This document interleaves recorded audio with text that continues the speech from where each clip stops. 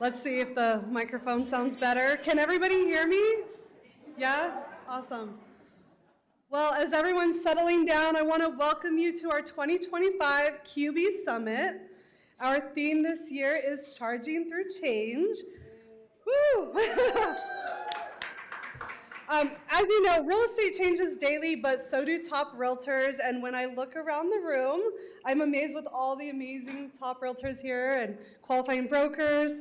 In real estate, the only constant change and is all of you showing up today. So for those of you who don't know me, my name is Melissa. It's my 4th year in real estate. I'm with Weikert Realtors Image. I have been part of GAAR for 3 years, and I got involved because I didn't know what was going on here at GAAR and the GAAR committee. What we do is we fill the gaps. So we bring all the information that's going on here at GAAR back to our brokerages, and we put on 2 big events like we're doing today. So if you have any questions, reach out. Sorry. All right. The best deals and the best growth come from embracing change. And with that being said, let's welcome your 2025 GAAR committee.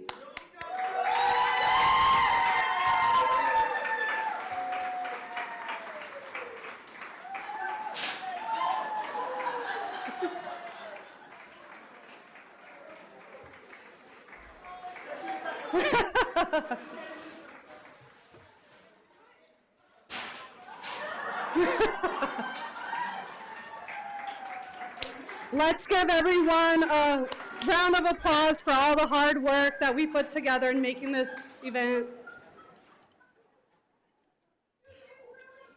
Thank you, GAAR. All right.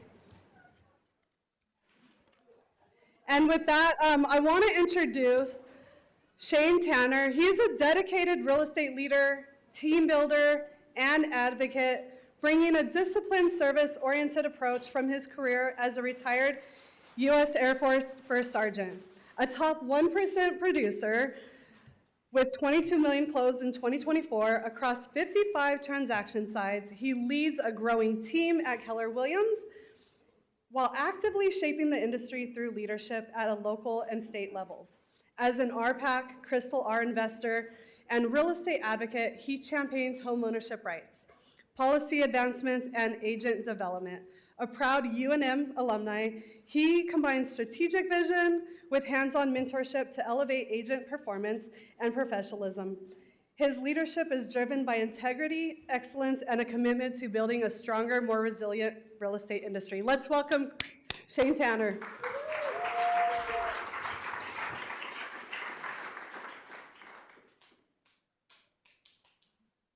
Thank you so much, Melissa. I appreciate you. And thank you so much for GAAR to putting on this event. I know it took a lot of work and time and effort, so thank you so much for that. And I also want to thank any volunteer leaders here. So if you're a volunteer leader or have been a volunteer leader in the past, can you just raise your hand? Awesome. Thank you guys so much for everything you do. These are unpaid positions that are so important, and I don't think we thank our volunteer leaders enough, so thank you so much, guys. We really appreciate that. So what an introduction, geez, thank you. Now I get the honor of introducing Ryan Sweeney. So Ryan is a very special guy, and I'll tell you just a little bit about him because it would take all day if I told you everything about Ryan. So he's our new CEO, which a lot of you probably already know, but that's just his latest venture. Ryan he got a bachelor's degree in biology in Colorado. Yeah, so got his bachelor's in biology, so that's close to my heart because I got a bachelor's in biology too.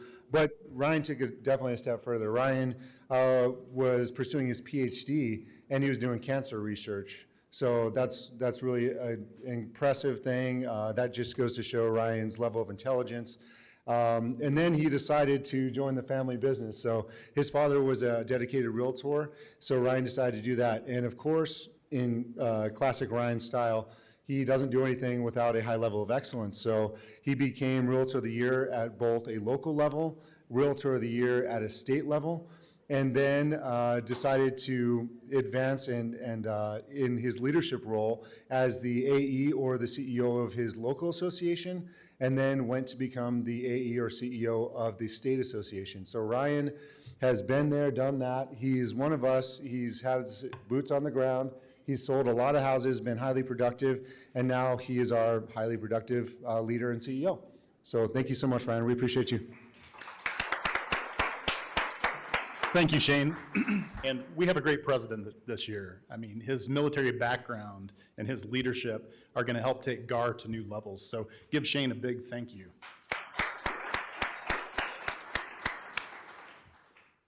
Welcome, my beautiful brokers.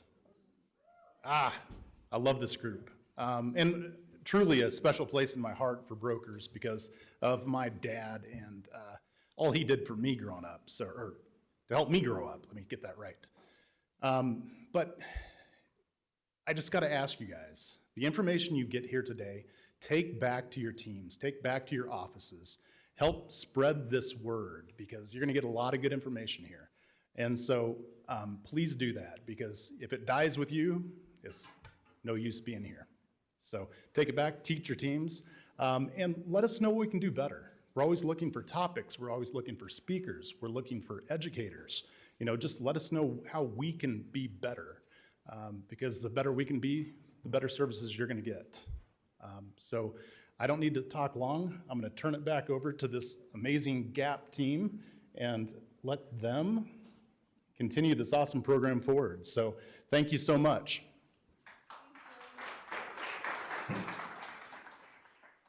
All right, so in between, we're gonna be doing raffle giveaways. So if you haven't got us your business card yet, you can bring it to the front in between. But with that, I wanna welcome Francesca and Jacinda. Thank you.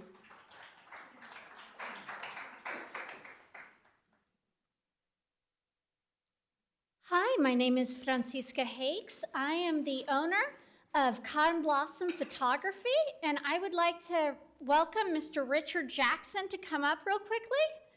He is the winner of my grand prize of a $50 Support Local Businesses gift card for several local businesses. You can choose which one you want to go to for Fork and Fig, Public House, Tucanos and Papados, or High and Dry Brewery. And a piece of my artwork, which is right here. And thank you. So do we have Richard Jackson? Oh, hi, Richard. Here you go. Congratulations. And thank you.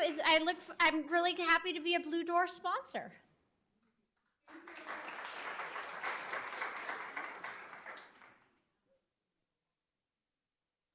Good morning, everyone. I'm Jacinda with Directors Mortgage, and I am one of your Blue Door affiliates as well. So my raffle prize is a water bottle with some electrolyte power, and Tori Robinson, it's you.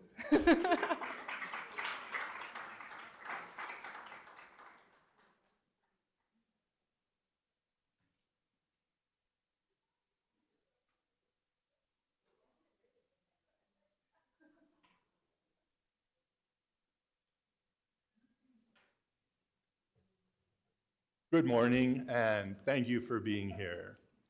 I think it's safe to say that most everybody in this room either knows or knows of our first presenter.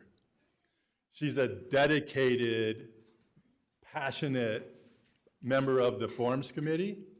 She's always looking to make sure the forms are accurate and as user-friendly as they can be.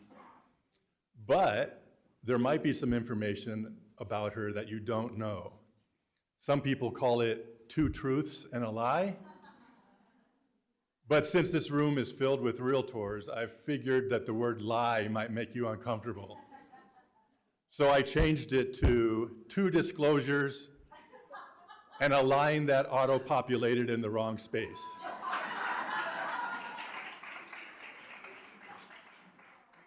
And they are,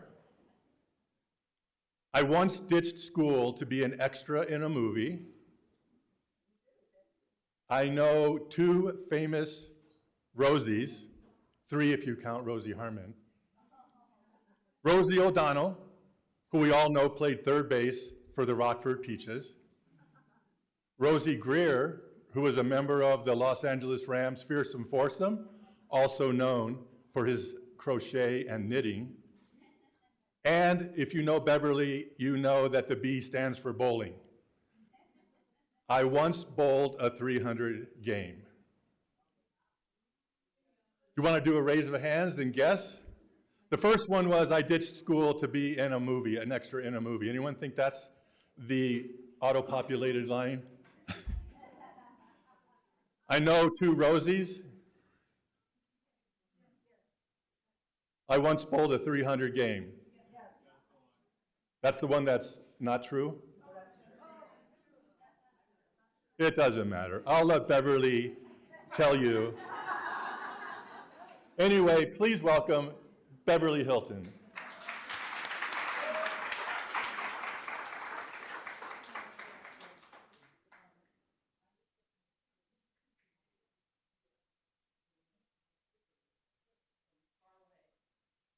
Way out of my element, Jim. Don't be nervous. I'm not nervous, I'm just way out of my element. Okay, there we go, I wanted to be back. Can I just say, on my way down here, I'm not driving my car today, I'm driving somebody else's, and I'm wearing blue pants, and for anybody who knows me, you know I have a cat, or 5. And I kept looking for one of these rollers, and what's in your bag? But Arfin Annie's has rollers. So now I can roller my blue pants. I'm so thrilled. Anyway, you needed to know that, I'm sure. I think I have to stand here, don't I? Do I have to stand here? God, how boring. So a couple of things. Am I supposed to answer those questions? The true ones, I don't even remember what the questions were. I could tell you that they're all true except for I never bowled a 300. Bunch of us ditched school to be in a movie and in high school, and I have had lunch with Rosie O'Donnell and a couple other. Ran into a Rosie Greer, literally. Okay, so I have. I'll just stand here because I don't know what I'm doing. So I have 3 questions, but I'm going to wait till the end because I have a real quick 17 slide PowerPoint. You want to get all fired up about forms? Yeah? How many of you feel like your hair has been on fire with the forms? I have, that's for sure. I keep changing things. But I want to point out, few forms went the way of the dinosaurs. These are now extinct because these forms talked about MLS offering compensation, and when the old listing agreement went away, which hopefully you're all using the new one now, and the new buyer-broker agreement is being used, they don't address compensation being offered in the MLS. So we don't have to worry about that anymore. So those forms are gone. Take them off your checklist. Tell your compliance people, stop asking for them. They don't exist in the forms library. I want to get right to the short form of the buyer-broker agreement. What was changed in this real quick, and these are just kind of things that I think are maybe important to know about. Other got added in case, like Ashley said, you want to accept chickens or goats or something, eggs for payment.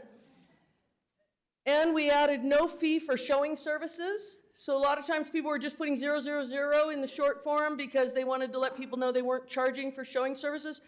Ashley Strauss-Martin, if you don't know who she is, you should get familiar with her and go to maybe 1 or 2 legal updates in your lifetime as a realtor. But she has advised strongly against using the one page that was published by another brokerage, kind of rhymes with Willow, a touring document, because she said it is sorely insufficient. It does not have broker duties on it. And so please use the forms that are in the library. The short form is 2 pages.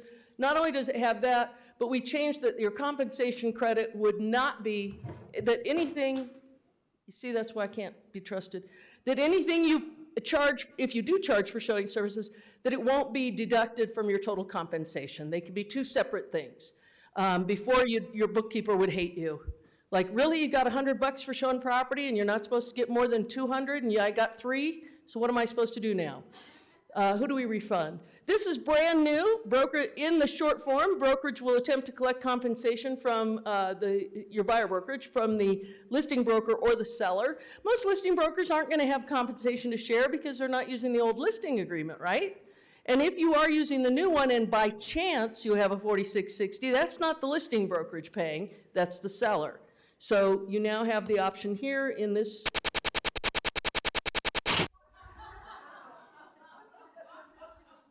I love this. I was up till 11 o'clock last night doing this. Can you identify what changed on the second page of the short form buyer broker agreement? Of course not, you can't even see it, right? Well, I'll give you a hint. Number 6, other potential buyers, that's right. And anything else? Yep, arbitration got added. And so that is now a part of this document. It's part of both buyer broker agreements. I didn't bring the long one. I just wanted to show you the short one because it had the most significant changes. And it's part of your listing agreement as well. It is not a part of the purchase agreement. We're not directing the buyer and seller to have to arbitrate, but we want to try to get things resolved really well. Sometimes it feels like you're in a tornado. These are all the forms that changed as of December, did not get posted to Transaction Desk until just like 2 weeks ago. Y'all know I was a huge proponent of Transaction Desk, but I told Ashley, I said they may have put the nail in their own coffin by not releasing our forms for over a month, which was a real drag. A lot of you were getting them off Dotloop and SkySlope, and I have nothing on that, but I just was really bummed out just like you guys.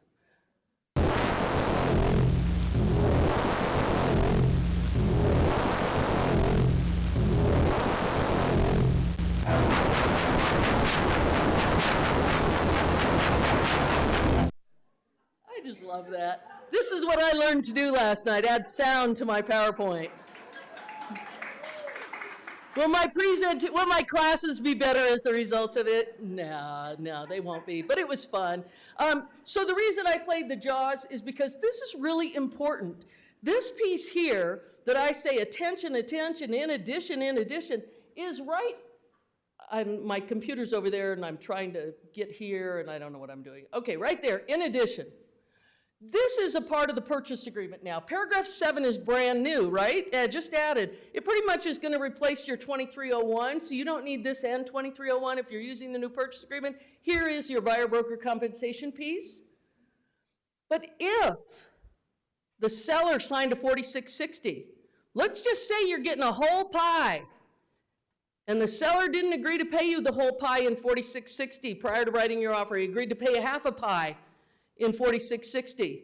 And the buyer, when they're writing this offer, says, ask for the other half a pie. And so you ask for the other half a pie. You're now getting a whole pie. Listing brokers, beware. This is in addition to any 4660 that may have been signed. I am concerned that there will be brokers who aren't here, who don't know that this is that, right? And number one, there are going to be listing brokers giving up some of their compensation. Or it's going to be a buyer broker saying, well, my QB said I had to do it that way, so I have to do it that way. You have to deal with this. Now, the purchase agreement is between who? Buyer and seller. 4660 is between who? The buyer broker and the seller. So if you're going to counter, you counter the purchase agreement. You don't counter 4660. We don't have a counter offer to 4660. 4660 is not a part of the purchase agreement, should never be listed as part of the purchase agreement, does not belong in paragraph 49, the list of attachments. 4660 is a standalone agreement between two parties who are not the parties to the purchase agreement. You don't blend those. You don't take these two parties and amend their agreement with something with these two parties. So the buyer has no authority of amending 4660. But you, the listing broker, can counter this out if you needed to, right? You could counter change here.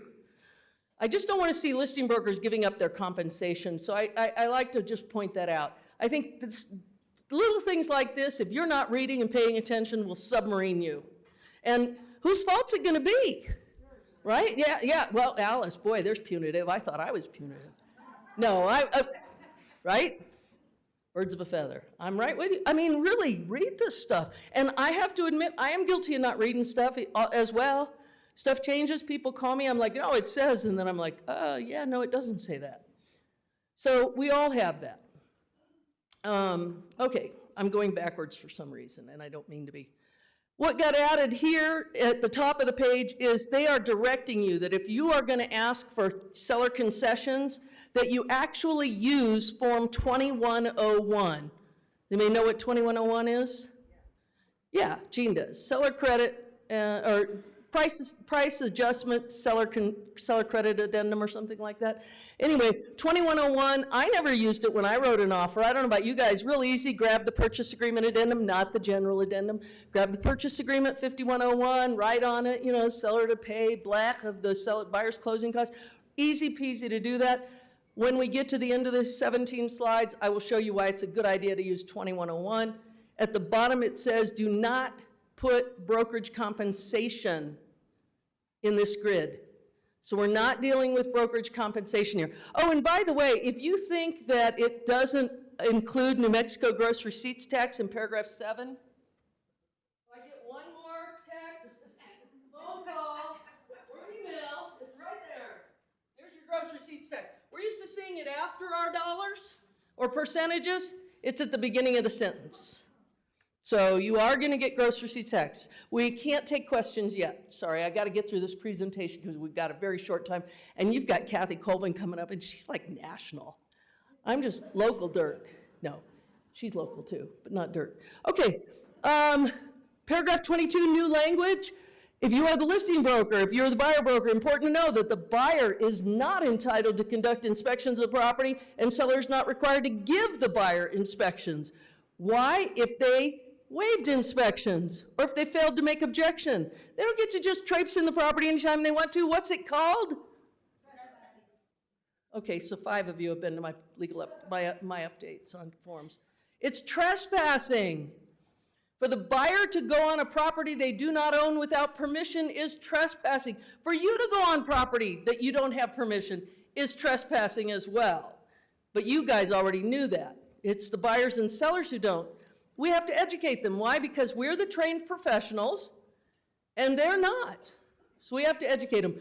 So they don't get to go on the property anytime they feel like it. However, it doesn't impact the fact that they can still get their appraiser in the house and they can still do their walkthrough. I guess some seller somewhere said, you waived all your inspections, Sue. That means you can't even let your appraiser in, which of course means the buyer can't get their loan, which means what?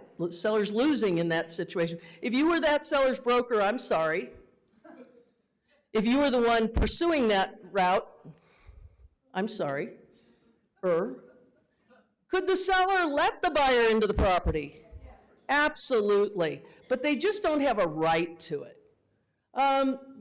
This is new, paragraph 22. It used to be 21, the inspection, this line here, that talks about if buyer is making a request only for monetary concession, price modification, or seller concession, buyer shall not list the items they're asking for the money.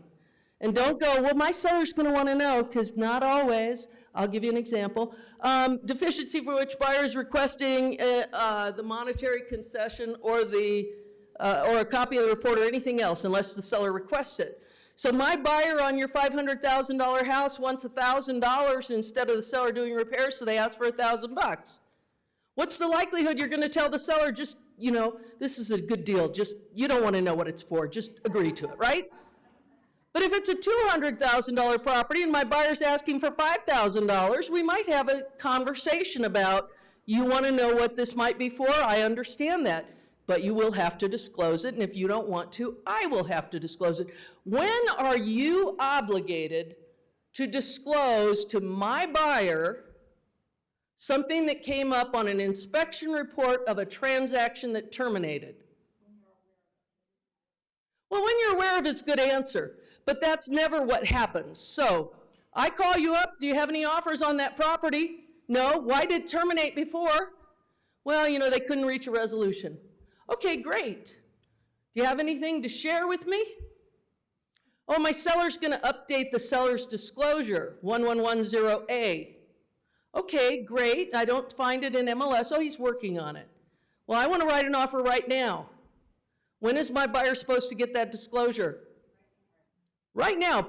Because what does broker duty say? Prior to the time I present anything to the buyer or seller that has the landlord or tenant that has the potential to become an express written agreement. So you, the listing broker, have an obligation to my buyer to disclose what you know, regardless of what the seller's working on. You have an obligation to disclose it before I write my offer.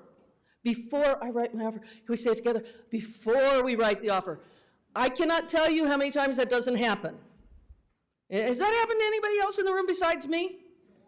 It annoys the heck out of me, right? Here we are under contract a week, and all of a sudden I get this 1110A telling me that there's, oh, I don't know, aluminum wiring or, you know, collapsed ductwork.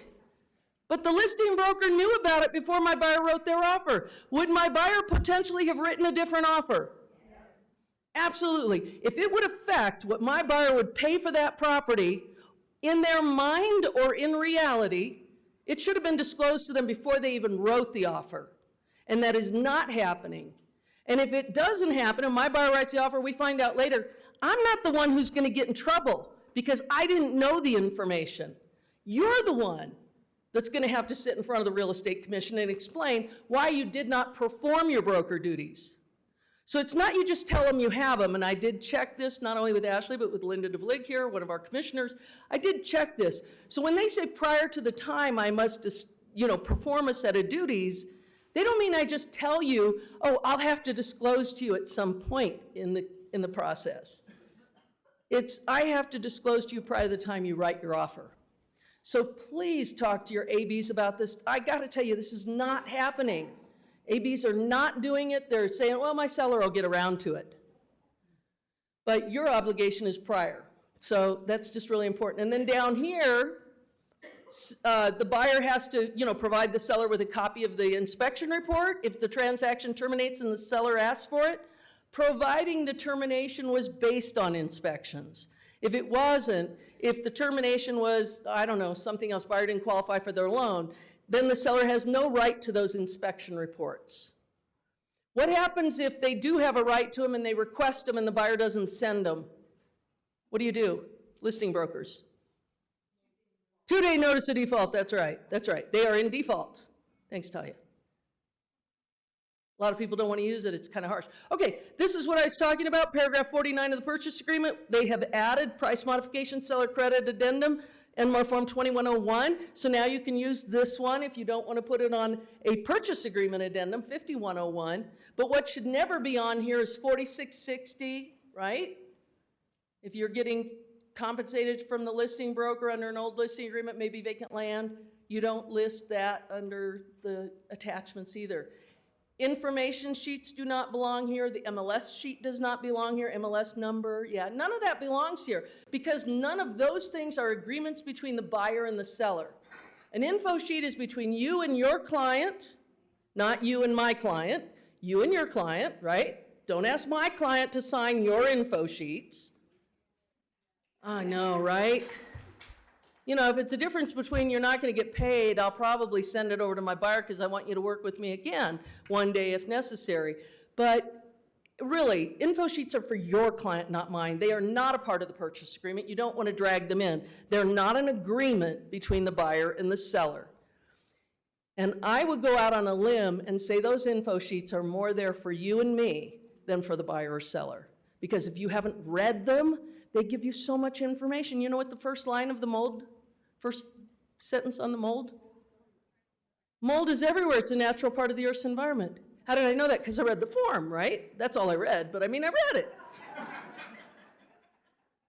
Okay, 2101, the price modification seller credit addendum. Why would you want to use this addendum instead of just typing it on something else? Well, mainly because of this section right here. Seller agrees to credit a certain amount towards buyer's closing costs, including but not limited to prepaids, inspections, warranties, and the buyer broker compensation. And that's actually been in there since last year, sometime, like July, June, March, I don't know when. But if your buyer is asking for a concession, and out of that concession they're going to be paying you, this says they can. I like it just because we're just right in there with everything else. Title fees, loan fees, buyer broker. We are a normal cost of doing business. instead of this, you know, like horrible bottom feeder over here. You want to get paid for what you do? Really? Why should that happen? Anyway, so I like that. If you are a buyer broker or a listing broker, pay attention to this section. And this is not new. This has been there a while. I just like to point it out since I'm here. If the lender doesn't allow the full credit, let's say it's a $5,000 credit and the buyer can't use it and you can't buy a second warranty policy or second year's warranty policy or whatever, you've exhausted all avenues. Is that credit going to reduce the purchase price, which is the first box, or will it not reduce it and the seller gets to retain the difference? If you're the buyer broker, you never want this one, right? Maybe a listing broker might, but the buyer broker does not. And then down here, I like to say, and I know you can't see it because the way this room is, but what I have down here is buyer broker beware. Because if you've already asked for a credit in some other form, and now you're asking for another credit, because you could have two of these, right? I could write one of these at the beginning of the offer, and then I could do one later when the price changes or whatever. If this box is checked, you are only getting what's up there. You're not getting the total of all of it. And so it's important that ABs know that. And if you're the buyer broker, you don't want to give up your buyer's money by missing this. So if you're like me and conducting a lot of business on your phone, get real good at expanding the page, right? No change to this piece of 5116, which is the addendum to the buyer broker agreement, but they did add here that you could ask for those chickens or whatever, eggs, whatever it is you want, to change your buyer broker compensation. And a big change was here, that if you are adjusting your compensation or anything else, that it applies only to a particular property or every property. So if I'm writing an offer on Channing's listing and I can't seem to get my entire compensation that I want to get paid through the transaction, my buyer's coming up a little short, I could amend my compensation for that one house. The old addendum changed it across the board. You changed your buyer broker compensation forever. And I don't think a lot of buyer brokers realize that. I'd been asking for this since August.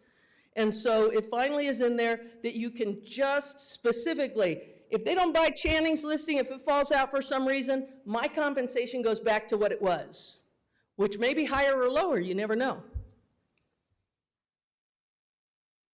And down here, the only thing I want to point out is some brokerages may require the QB to sign. You may be a required signer of all your AB's stuff.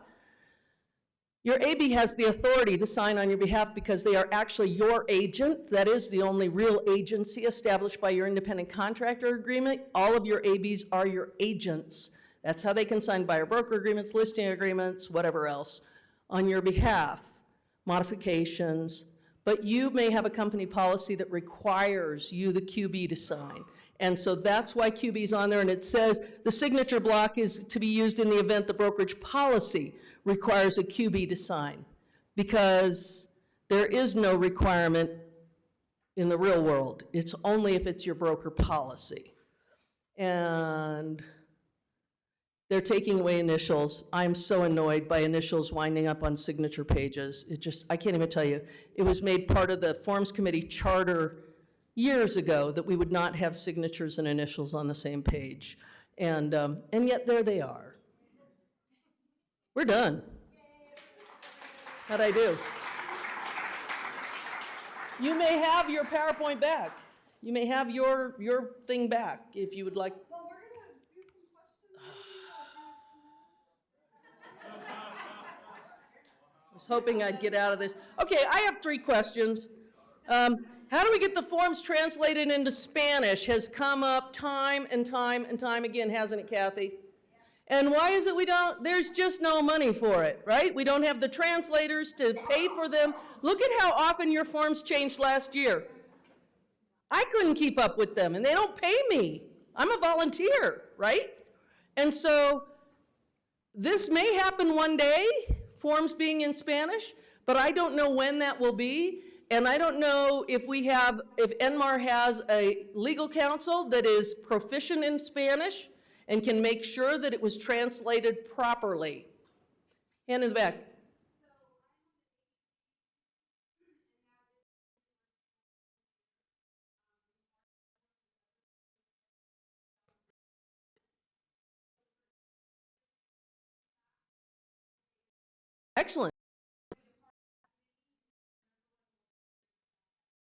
Excellent. So there you go. Resource back home. What committee is that? I'm sorry. Oh, still have one of those? Yay. I am so happy. Yeah, booyah GAAR. I'm very happy. Okay, here's my next one. Do you have to have a compensation agreement in order to on land? What does the NMAR's settlement say? You need to tour a property, you need a buyer-broker agreement to tour property. If it's vacant, there's nothing to tour, you do not need this. But if you're showing a farm or ranch that has a residence on it, you need a buyer-broker agreement, don't you, if you're a realtor or whatever, however that works. I don't know if it's if you're a realtor or just a member of our board, but I'm pretty sure it's realtor. Okay. Does the receiving party need to initial the response to the notice of objection to show acknowledgement? I'll blow my brains out here. Of course not. But you might have a company on the other side that requires it, or the broker won't get paid. And so, you know, I mean, I would love to school people all the time on how much you don't need this stuff, but instead I'd rather they want to work with me and get paid and me not hold up their check. So if my seller responds, they don't need to sign the notice of acknowledge the notice of objection, because obviously they got it, they sent a response, right? There's been talk about removing initials from the bottom of the notice of objection, but some people are squirrely about that. How do I know they really gave it to them? And if I give your buyer a response and you prepare and submit the resolution, you probably saw the response because it probably matches. So think about it, right? Think about it. I would not be able to respond if I didn't see the objections. I would not be able to issue a resolution if I didn't see the objections or the response. Your buyer sends over an objection. My seller's good with it. We prepare a resolution. Do we have to do a response? All with me, no. I can go right to resolution if what your buyer's requesting is perfect, or I call you on the phone and I say, hey, Jeanette, can we tweak this just a bit? And your buyer says, fine. I might type up the resolution with a word change, a comma in a different place, and we're good to go. You do not have to issue the response if you're going right to resolution. That is the response. Good with it, right? That was all I had. Anyone else have any other questions? I'm going to bring the microphone. Great, you're all a bunch of plants. I got to see these questions first. On the resolution form, there's a line that says it's addressing, what is it? The addressing objections, and you put in 1, 2, 3, 4. Yes, yes. Is that going to go away? No. Okay. Ever. Okay. Because if you don't use the resolution addendum and fill in objection number 1, 2, 10, you have not reached resolution. So if you are asking for money on the objection and you respond with 2101, you have not reached resolution. All you've done is given your buyer credit, but they still have an objection out there. Okay. So you have to reach a resolution. So we have to say that their objections were resolved. Otherwise, what does the purchase agreement say? Resolution deadline comes and goes. We have no literal resolution, nothing saying we've reached resolution, nothing in writing, no addendum, no nothing saying that it was reached. All we have is this credit over here. So I'm talking about the line at the end of that form where Yeah, it's at the top of the third page. Yes. Yeah. So some lenders will say, okay, your resolution is number 3. Well, we want to see 2 and 1. And then the lender inserts. You mean your objection is number 3? Yes. You're resolving objection number 3. Yes, I'm sorry. How many people's lenders are asking to see the notice of objection based on what's written at the top? I have. Your company's the only one, because your co-partner in crime over there is the only person to raise their hand. Oh, because sometimes I've had lenders who say, well, what about 1 and 2? We want to see those. And then Yeah, they I can't haven't in the personally beginning. experienced that, so I can't speak to it. As a matter of fact, when I prepare a resolution addendum, no matter who I work for, I will usually call the buyer's lender and say, this is what we're doing, is this good with you? I prefer to prepare the resolution rather than somebody else prepare it, because people have a tendency to want to write things like in lieu of repairs. And I'm like, don't say that. The lender's always going to want repairs. They don't want any in lieu of.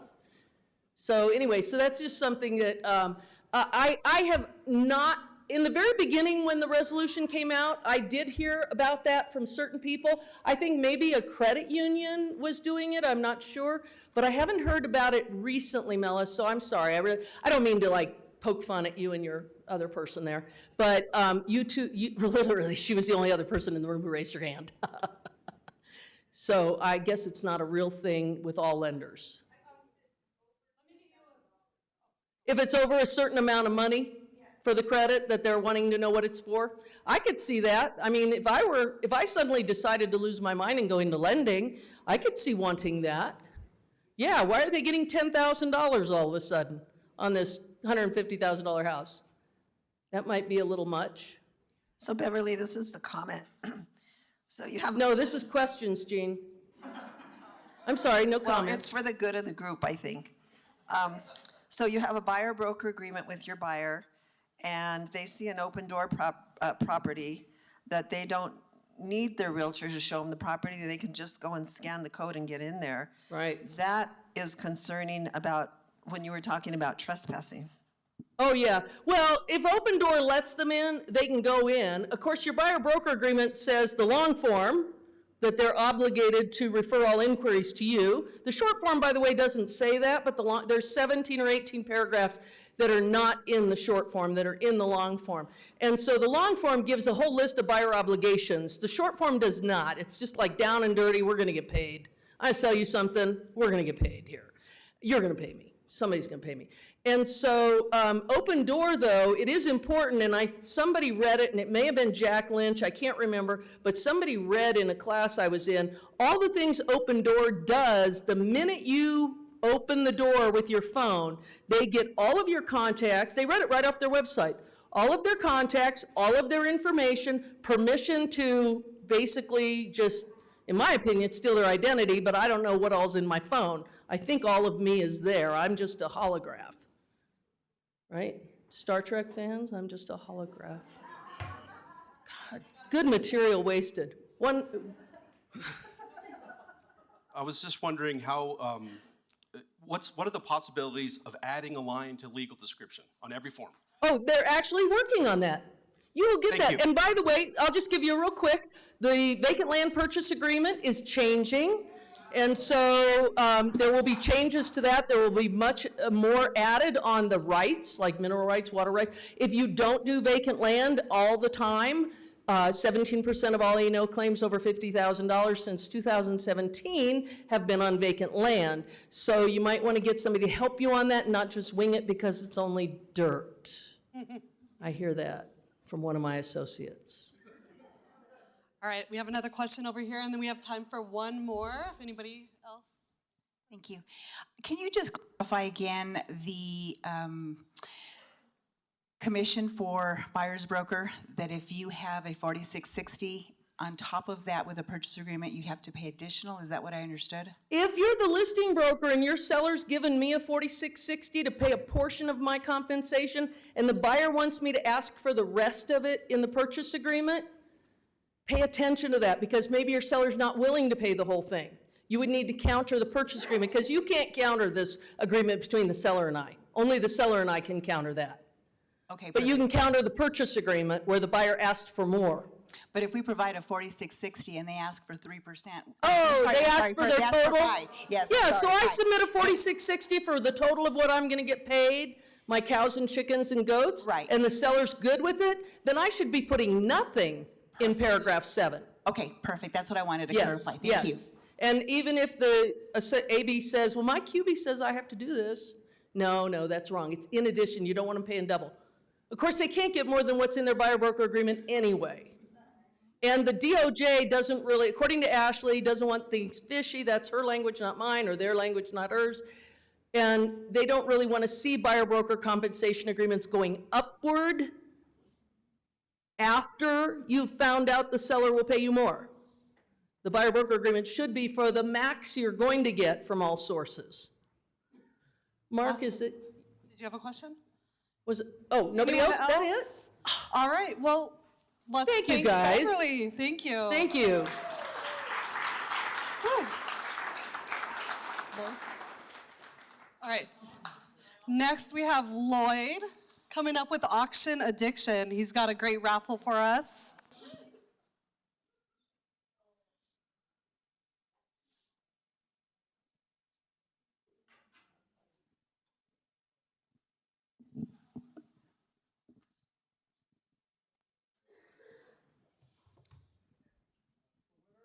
All right. Good morning, everyone. So I'm Lloyd. I'm with My Auction Addiction Estate Sales. We're your only GAAR Blue Door affiliate member doing estate sales, senior moving sales, downsizing sales, business liquidations, and the like. And, you know, I met with a realtor the other day, and he had a Rolodex of 3 or 4 estate sellers. And he's like, funny thing is, I'm not getting 70% of my clients taken care of. So you're not going to have that with us, whether it's a high-end art collection in Santa Fe, whether it's a woodworking shop in the East Mountains attached to the home, whether it's a farm, whether it's a gated, restricted, a small senior moving sale that doesn't have a lot, we can probably help. So I want to, that's really the thing I want to give you, because I know it can be a challenge getting all your clients' needs. Most of the realtors that work with us know when they call us, it's the client will be taken care of. So that's the main point I want to make. Also, keep in mind all your affiliate members and your Blue Door affiliate members especially. And so yeah, I have a prize here, a waterfall, pretty sure I should say Waterford, crystal vase. Anyways, I'm not sure if there's such a thing as waterfall, but, and the little secret part here too is there's a Papados $50 gift card. Ooh, that's not up there, is it? All right, let's see. We have Scott Golf as the winner. Thank you so much, Lloyd.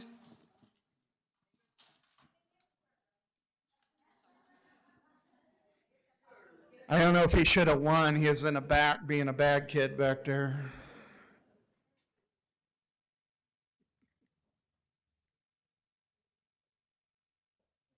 Voila, there you go.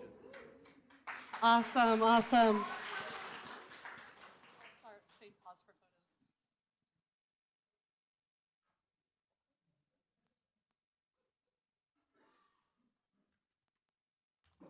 Good morning. I'm Eric Hine with the Montreal Canadiens, obviously. And in my free time, I volunteer with the Red Cross. And I'm here to introduce Kathy Colvin, who has been a realtor for many years. She's currently with Vista and Cantata Realtors. She has been a leader at the local, state, and national level. She's been Salesperson of the Year, Realtor of the Year. She's a past GAAR president. She is currently president of Swimless for this year. And 3 things, 2 of which are facts and 1 is an alternate fact, since we've had those around for a while. I have my private pilot's license. I had a cameo appearance in The Young and the Restless. I have an engineering degree, and she will tell you at the end of her presentation, so come on down.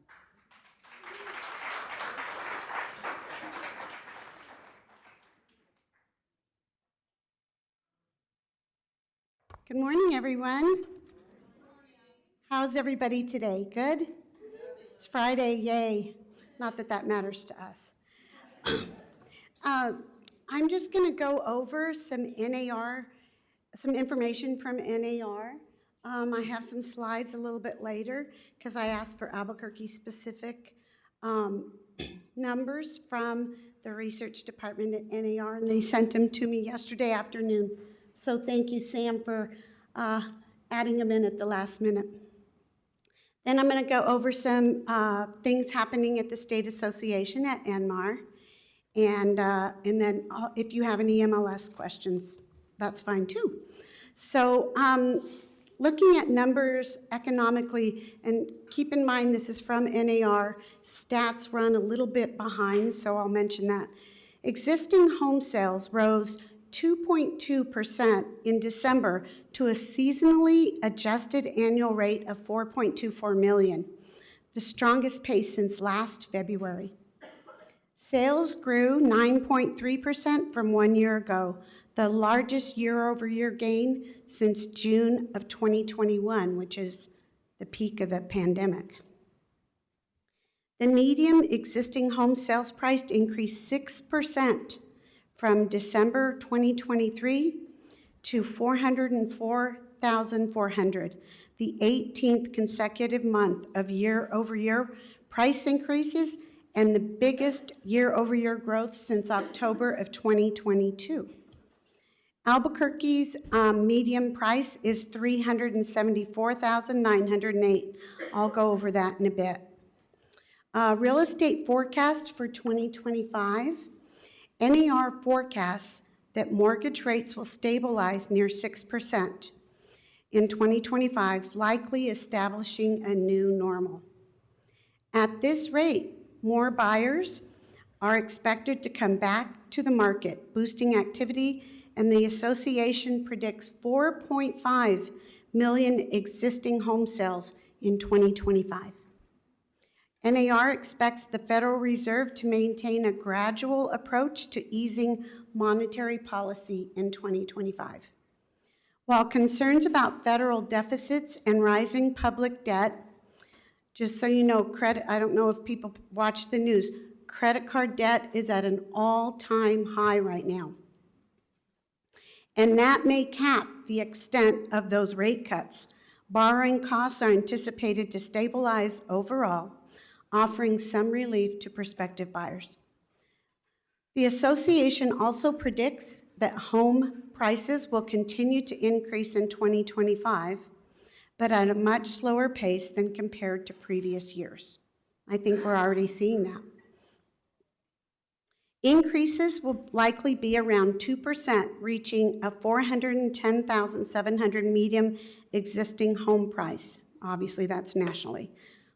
While the national housing shortage remains, inventory levels are gradually improving and poised to increase further in 2025. This uptick is anticipated to result from a combination of new construction projects and homeowners deciding to finally list their properties, encouraged by stabilized mortgage rates and improving market conditions. NAR expects to lead to increased construction, with housing starts reaching 1.45 million units in the next couple of years, just shy of the historical annual level of 1.5 million units. Chief economist Dr. Lawrence Yun analyzed the current and future markets. He explains household equity in real estate is at a record high. This means there's a huge wealth increase for homeowners to the tune of $35 trillion. Dr. Yoon highlighted the glaring difference in estimated median net worth between homeowners at $415,000 and renters at just $10,000. Huge, huge difference.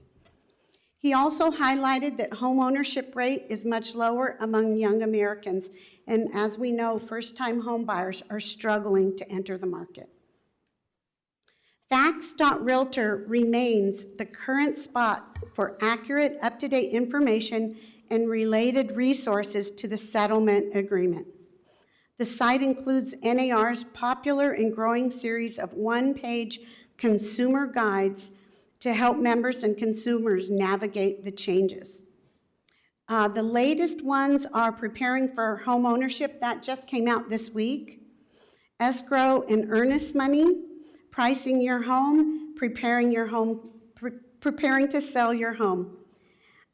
And for the ABC people, these are in English and Spanish and are great resources for brokers to send to their clients. And I post these as soon as they come out on the GAAR Facebook page. And I will tell you, when I have shared them myself with buyers or sellers, they're very impressed. It's a one page, it's on their level to understand, and we're getting great responses from those consumer guides. How many of you have used those? Okay, thank you. For those, very few raised your hand, please pay attention to those. They're really good and they offer some great information. Okay, I don't know if you knew last month, well, there was a big lawsuit about floor plans, us using floor plans. So last month, a unanimous ruling by an appeals court in January affirmed the use of floor plans in real estate listings, and it's a fair use of copyrighted home designs under the law. This decision protects one of brokers' most valuable marketing tools. The ruling sends a strong message to the marketplace that may deter future opportunistic litigation targeting brokers. As we know, we have a target on our back coming from every direction. The next lawsuit coming down that is in process now, you know, Sitzer Burnett was for home sellers, but the buyers are also coming after us, and that's a big one we're working on now, or defending. So NAR is committed to creating a member-centric organization that listens, adapts, and innovates to serve members better. NAR's focus is helping us thrive in our day-to-day business. To do so, the association is directly engaging with agents, brokers, and association executives to determine which NAR programs and services you all find most useful. This is a huge shift. I have served at an NAR level since 2005, and there's no longer any perks as this year I'm a liaison on the leadership team. I was an RVP in 2018, so I was also on the leadership team that year, and the difference between then and now is huge. We used to get a dinner, now we get nothing. We had pizza and beer in a side room at a hotel. I don't even like beer, so I had to go out and get a drink, so, which was fine. Okay, NAR's membership data. NAR's membership held steady at 1.5 million at the end of 2024, much better than expected. Nearly every year, membership figures fall through winter months before rising in the summer months. Therefore, membership is projected to fall below 1.5 million in the early months of 2025, and that's already showing up. We have a 5% drop at NAR in membership. I just went and asked Nick, and GAAR members are also lower, 3% lower at GAAR, but not to worry, we budgeted for 10% less. We budgeted for 10% less, and NAR also budgeted for 10% less. Excuse me, I'm sorry.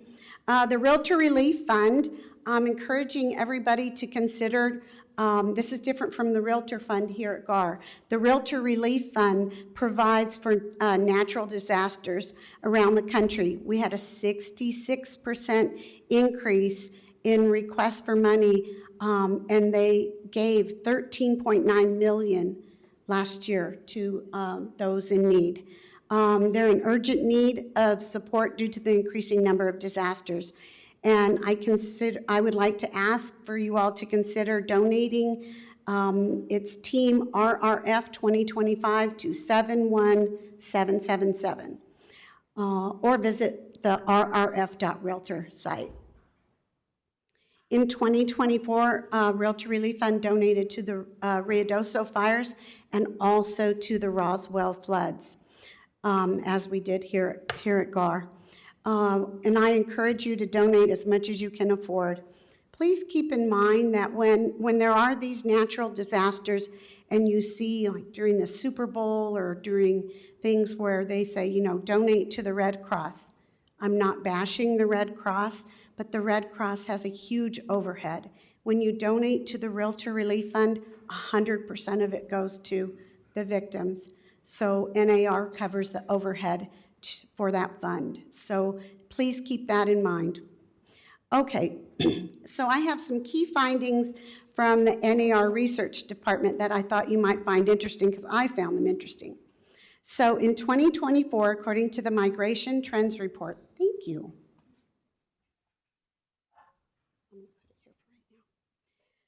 In 2024, 46% of members clients moved to the south. 25% moved to the west, we're considered the west.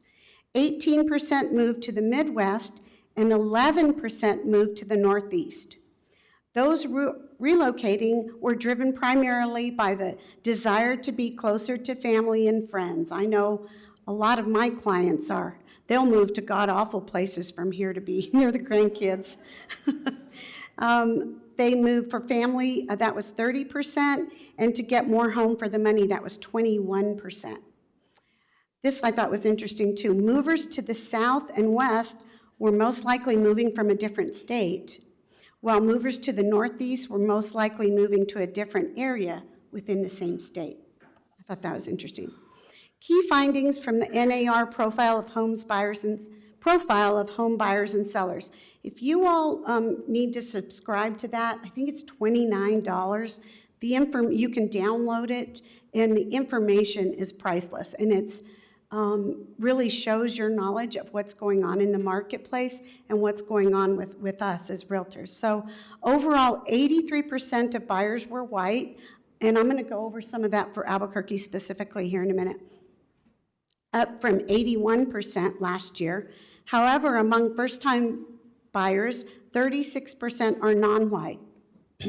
88% of home buyers purchased their home through a realtor. That's great news.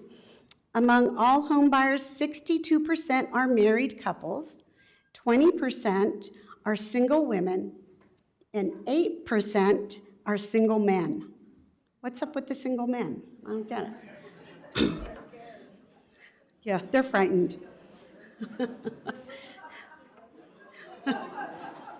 Multi-generational living remains very popular, with an all-time high of 17% of all buyers purchasing a home that will house different generations. In 2024, sellers sold their property typically at 100% of their asking price and sold their home within 3 weeks. But as you know, the market's shifting a bit. 90% of sellers sold with the assistance of a real estate agent, up from 89% last year, and only 6% were FSBOs, so that's at an all-time low too. Sellers placed a high priority on the following 3 tasks that realtors provide: helping market the home to potential buyers, pricing the home competitively, and selling the home within a specific time frame. Key findings about us as realtors. The typical realtor was a 55-year-old white female who attended college and is a homeowner. 73% of realtors plan to remain in the real estate industry for at least 2 more years. The typical realtor earned 20% of their business from previous clients and customers. That's down from 27% last year. Okay, Sam. So I asked NAR for some figures for us for just the Albuquerque area. And I got these, like I said, yesterday afternoon. Medium home prices and growth. This is where we got the medium home price of $374,908. I thought the price year over year has really gone up. Look at that, it was 172 in 2016. And if anybody wants these slides, and I'm happy to give them to you, just let me know. Home equity gains, that's what I talked about earlier. Look at that, it's just huge to own a home. And so if you have buyers that are on the fence, just encourage them to get in the market. They can always refinance, but I don't think prices are going to come down. I just don't see it. Housing construction is here on the bottom. Single-family permits within 12 months, year-over-year growth from 2004 until last year. Next one, please. Okay, this is housing affordability. So 82.9 housing ability index, 42 price to income ratio, and 30.2 payment to income ratio. I found this one really, really interesting because you've got the ages. of owners and of renters. And so, yeah, it's tough out there, very tough with the prices and then the interest rates at where they are. And then the second column there is share of households and renters who can afford to purchase a medium-priced home. So the highest there is, well, it's really close between 35 and 44-year-olds, and then 45 to 64-year-olds. And then renters, 45 to 64 is the highest there at 26.6. I don't have any sound effects. I'm sorry. I could try to do something, but I would embarrass myself. So, okay, so this is demographics, and it shows the racial, ethnic group, and then here the educational attainment. And you'll see some college associate degrees at the highest down here at 31.6, and then the medium household income and medium family income. So, and then the median age of a buyer is 53 years old. And then down here, and this is specific to Albuquerque, 57.1% white, 2.8 black, 2.3 Asian, and 41.3 Hispanic. So we're very high in Hispanic, obviously, so yay.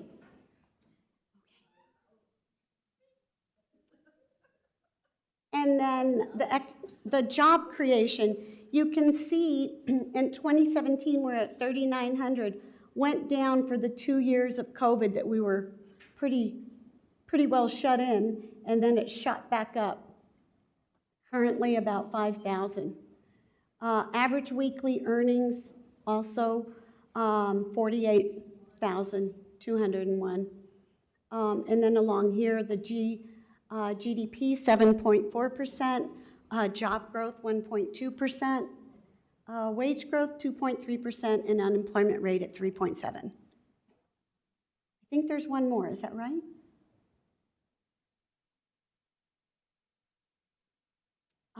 Okay, this one was home ownership demographics.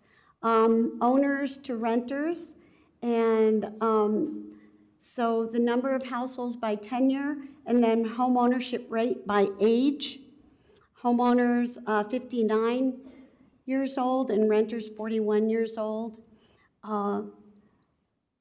Let's see, medium household income, and then the home ownership rate by racial and ethnic group here at the bottom. Was there one more, or is this it? Oh, that was it. Okay, but I'm more than happy to share these slides with you if you would like. So the latest breaking news that happened yesterday, I don't know if you've heard, if you've got emails about it, but NAR and Phoenix Realtors came to an agreement. And Phoenix Realtors agreed and moved into compliance, and their charter is no longer in jeopardy. NAR took a very strong stance regarding the three-way agreement, and Phoenix is honoring and complying with NAR Constitution and bylaws. If you'd like, I'm happy to share that press release that came from Kevin Sears. I didn't want to post it on the GAAR Facebook page because some people are mean. So,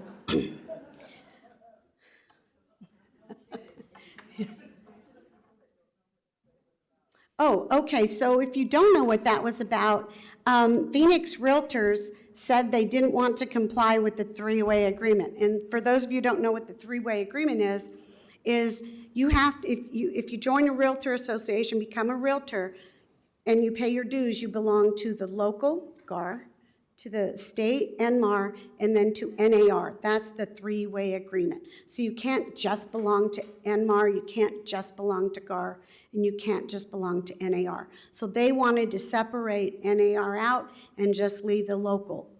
And they stood strong. NAR stood very strong on this stance. So, all right. Does anybody have questions about that?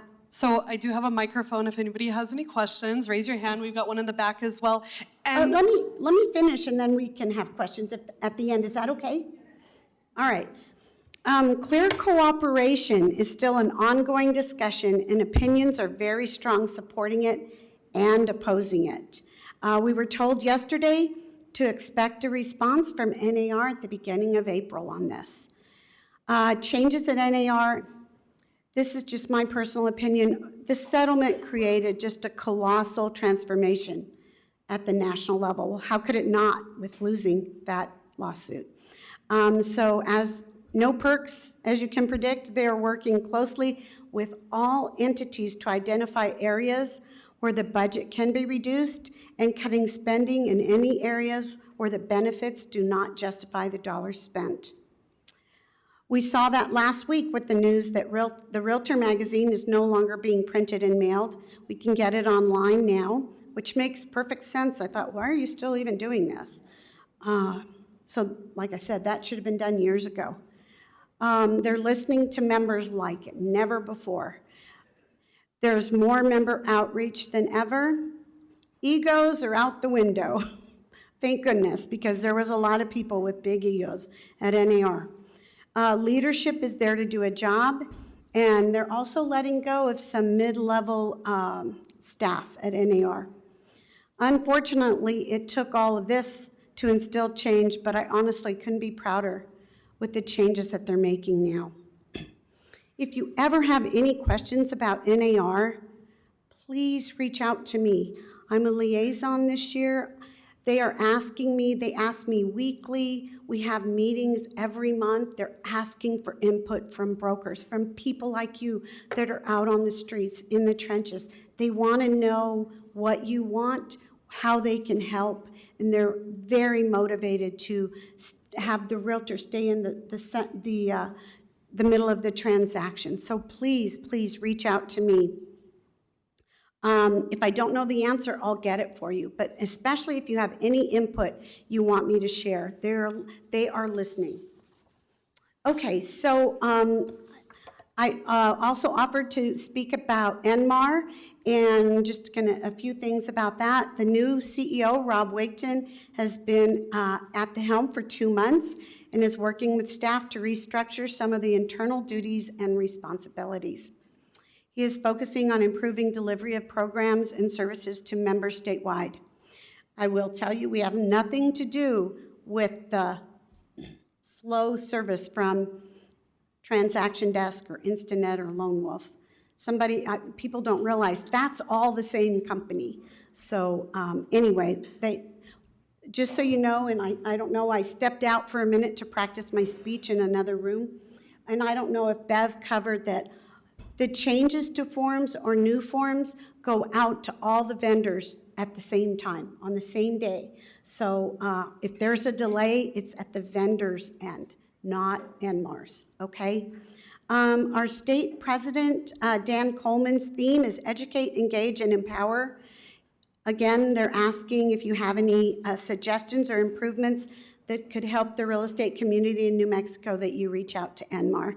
I'm not the Central District Vice President anymore. That's Sherry Fowler, and I'm sure she would welcome any input. And NMAR continues to focus on advocacy, forums, and the legal hotline. So we are in the thick of the legislative session, and as much as I hate to talk politics, we have to, because it directly impacts our business. So the Legislative Committee and staff are actively monitoring over 80 bills, indirectly or directly, that impact the real estate industry. In total, bless you, more than 1,000 pieces of legislation has been filed. And luckily, the deadline was yesterday, so no new stuff can come in front of them. NMAR is supporting 26 pieces of legislation. They're opposing 19 pieces of legislation, and they're monitoring 27 pieces of legislation. And I'm going to quickly tell you what they're supporting so you understand, and then if you have questions, I can tell you who to reach out to. These legislative measures, this is on the supporting, aim to enhance housing affordability, economic development, and public safety in New Mexico. I have been asking for the Legislative Committee to put crime on our priorities, because it affects us and it affects our buyers and our sellers. So I don't know about you all, but there's been times when I have a buyer coming in and they're comparing us to, 50 Phoenix or St. George, Utah, or Denver, wherever it may be, and they're here a few days and they watch the news and they call me and go, we're not going to move here. So because of the crime. So I'm so glad that they have it now as a legislative priority. Let's see, where was I? Crime. Yeah. They are working on bills that focus workforce housing assistance, reducing construction costs, repurposing vacant buildings, and supporting affordable housing initiatives. Property right protections include new laws to address unlawful occupancy, nicely said, squatters, and streamline zoning appeals. Economic development efforts prioritize trade, education, public-private partnerships, and on-site readiness for business growth.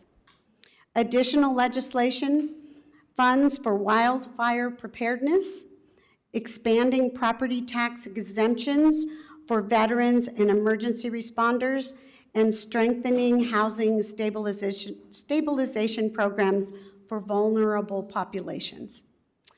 The bills they are opposing have to do with introducing new housing regulations, environmental policies, and tenant protections that could impact landlords, developers, and property owners. Bills addressing tenant screening and eviction record expungement could limit landlords' ability to assess tenant reliability. Well, that's a little bit tongue twister. While expanded anti-discrimination laws introduce compliance changes, development barriers arise from mandated housing studies, zoning changes, and environmental regulations that may slow investment. Property management restrictions, rent control proposals, and limits on single-family home purchases that could discourage housing development and investment.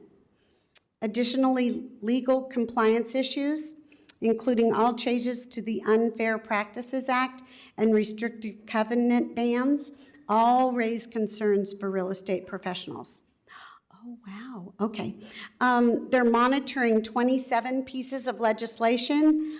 I asked that the legislative committee, I attended the legislative committee meeting last Friday. They worked so hard monitoring all these bills. So if you ever get a call to action, please respond. They will never send a call to action because, oh, we sort of want this to pass or sort of want this to fail. If they send a call to action, they know not to disturb us unless it's super important. So if you get a call to action, please respond and ask your associate brokers to respond also. They're tracking all real estate related bills up to the minute. And NMAR did purchase some software that if you go on to nmrealtors.com, you can click on the tracking and you get up to the minute on what the bill number is, the title, the synopsis, the current location, and our position. So I really encourage you to take a look at that if you want to know what's happening.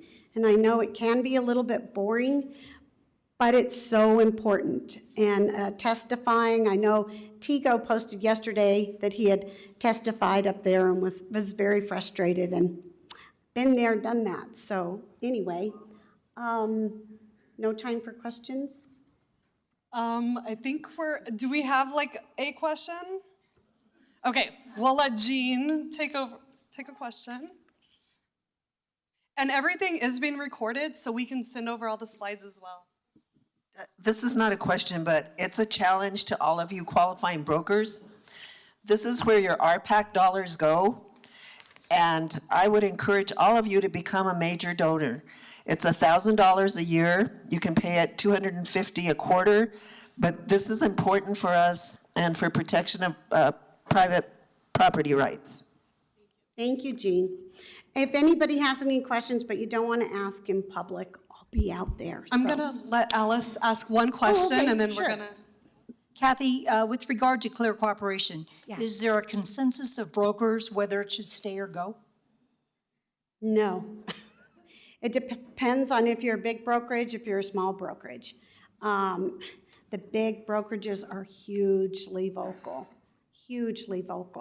But the concern is Fair housing, if it goes away, that's a huge concern because fair housing is still a huge problem, unfortunately.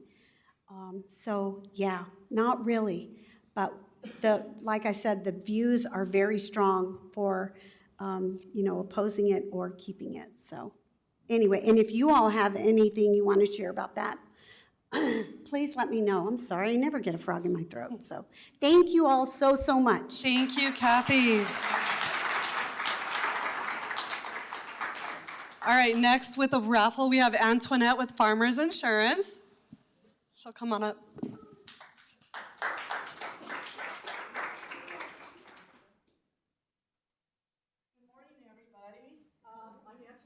As you guys know, with Farmers Insurance, it's great seeing so many familiar faces. Just wanted to give a quick update with home insurance because I know that impacts you guys personally, but it also impacts your buyers. Right now, what I'm seeing in the industry, as you guys know, rates have gone up extremely high. Underwriting guidelines have really tightened over the last year and a half. What I'm getting right now in my office is a lot of calls from people on the East Mountain. Insurance companies are non-renewing those policies. Unfortunately, if there is not a fire hydrant within 1,000 feet, they're probably going to have to go with the New Mexico Fair Plan. So I just want to make you guys aware of that. There's also some issues with some properties in North Albuquerque Acres because, as you guys know, there aren't fire hydrants out there, and so sometimes we can't get insurance for those areas. So I hate to be the bearer of bad news, but that's kind of what's going on in the industry right now. I would love to come into your offices and talk to you guys about this, talk to your staff if you would allow me to. But on the good side, I do have a prize for you guys. It is what I call a picnic bag. It has a couple of bottles of wine after I give you guys some bad news, kind of like a little picnic basket. The winner was pulled, so if I can have Dawn Baca, not related, I honestly did not pull this card, but Dawn, if you don't mind coming up here. And again, please reach out to me. I'd really like to talk to you guys, even if it's just taking you guys for a cup of coffee or for lunch. Thank you, guys. Or a glass of wine, Jean.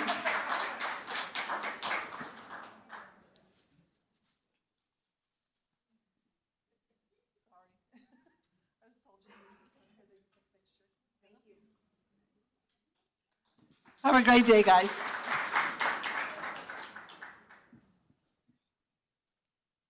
Thank you, Antoinette. My name is Helen Chan. I'm also one of the volunteers with the GAAR committee. I just want to give, again, a shout out to our GAAR staff here. None of this would be possible without their support.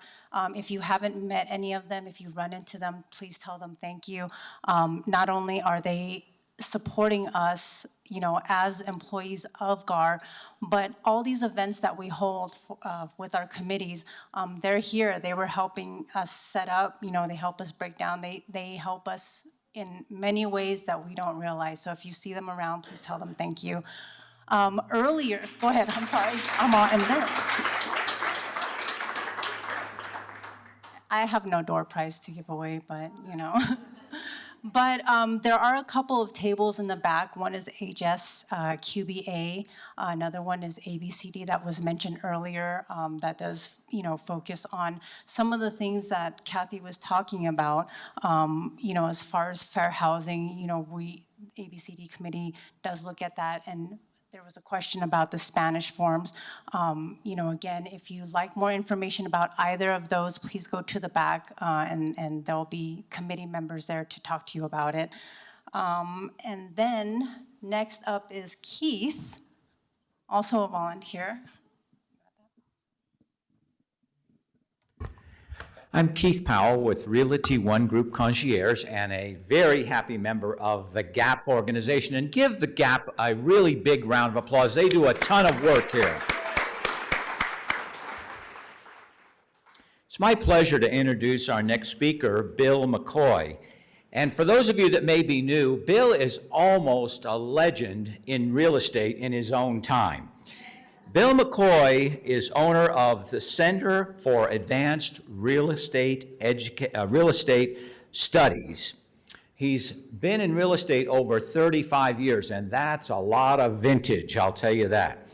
Bill was responsible for establishing the first computer-based continuing education courses in New Mexico for online education. He teaches continual education at 4 universities and other governmental and professional organizations as well. He serves as a consultant and expert witness on real estate matters. And coincidentally, he was one of my first instructors. And Bill, you did a good job. I'm still here and smiling. So help me welcome Bill McCoy.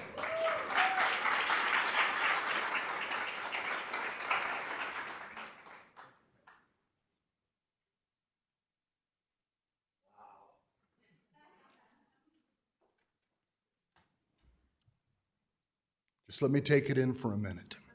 Thank you. I became a member of the Realtor family in 1979. We thought the world was going to end when we lost our MLS book and any number of other times. It didn't. The R in Realtor stands for resilient. Get over yourselves. Fill out the 4 new pages that are required with our agreements. But I'm eternally grateful to have been asked to bring you up to date on some of the things that are happening with the New Mexico Real Estate Commission and the Regulation and Licensing Department. Some of you have been following along with what we're doing. But you're fortunate today. I'm sorry you already saw the best looking speakers of the day. But we have so many distinguished guests, I won't try to name you all. But I'd like everybody who couldn't be here last year because they weren't QBs to raise their hand. Quite a number. But in particular, I want you to welcome to QB status, Real Estate Commissioner Linda DeVlie-Kilman.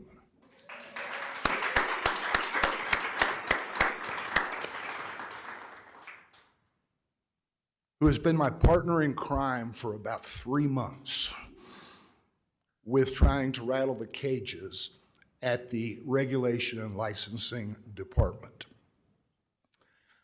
I don't know that there are official results yet, but I'm pleased to tell you that there are performance results happening at the New Mexico Real Estate Commission. You can actually get a license. My last one only took about 10.5 months to get issued after. They cashed my check immediately. But I hear that that's getting better, but we have a long way to go. So far, we are approaching 700 signatures on a petition that I will share with you a way to get to. But I want everybody to know a couple of things about this. So I'm going to kind of give away the end of my presentation. This doesn't have anything to do with the Realtor organization, except our livelihood. But this is not a shortage or a shortfall of the Realtor organization. In fact, the staff at GAAR has been instrumental in getting the word out. So I made a presentation here a month and a half ago or so, and Commissioner DeVille-Kilman made one about, 2 weeks ago? Both of those presentations, if you missed them, are on the GAAR blog. And Laura has refreshed them so they're close to the top and pretty easy to find. I encourage you to look at Linda's presentation carefully and understand how important we are to the New Mexico economy. This is not just about us, but it really is about New Mexico. And so, just briefly, since most of you pay attention to making a living versus the goings on, the New Mexico Real Estate Commission issues me my state license that allows me to participate in the business. One of the things we're going to explore today is the fact that the Real Estate Commission is administratively attached to the Regulation and Licensing Department in the state of New Mexico, which apparently is interpreted as they get to keep our allowance. It's kind of the end of it. Best I can tell, somewhere around $3 million in the last 3 years that we contributed. We're not a tax-funded organization. $3 million has disappeared. The staff at the New Mexico Real Estate Commission used to be a robust staff with specialists. They were responsive. And now both of the people that are working at the New Mexico Real Estate Commission full-time, dedicated to us, are just a little overwhelmed. I don't believe that to be the smartest way for us to do this. So my focus is very simple. I want the Regulation and Licensing Department in the state of New Mexico to follow the law. Seems simple to me. This presentation is on the GAAR blog already with some other input. And for those of you that know me, you know I'm the law and research geek.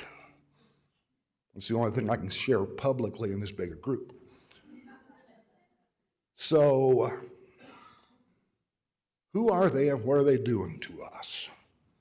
Well, I've told you who they are. Go to the next slide, please. I want to support the Real Estate Commission in taking back the budget and personnel. I have a few of these standalone QR codes for response to the petition. It will also come up on the screen. Even those of you in the back will be able to catch it with your smartphone. Anecdotally, I was teaching a class 3 weeks ago, and it was a 2025 core course, which is a new course, geologically speaking.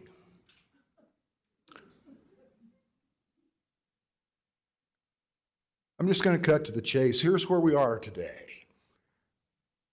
My wife, many of you know, she's the smart and good-looking part of our marriage. Needed to prepare some certificates and wanted to verify some information. Called the number and got the following response. Please leave your name, email address, and phone number. Somebody will get back to you within 2 days. Nonsense. Of course, she figured it out. Don't ever irritate her. I learned that 46 years ago. I want you to know what they're doing to us, and all I want them to do is the right thing. I didn't make a big push before the legislative session because they could just introduce a little bill to make me a liar. So I promise this is indeed well researched. Next, please. This is the question. What changed legally that allows the Regulation and Licensing Division to remove the monies that we contribute for licensure? Oh, and by the way, not fund the recovery fund properly, which protects consumers. We're a really cool piggy bank. About $1 million a year, hard fought. So what changed?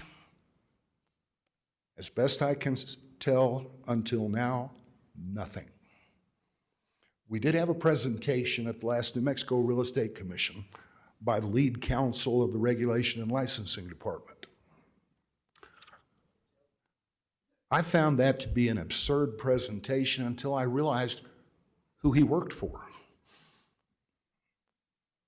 And if you're the one robbing the piggy bank, you just simply tried to obscure that there was any money there. Next slide, please.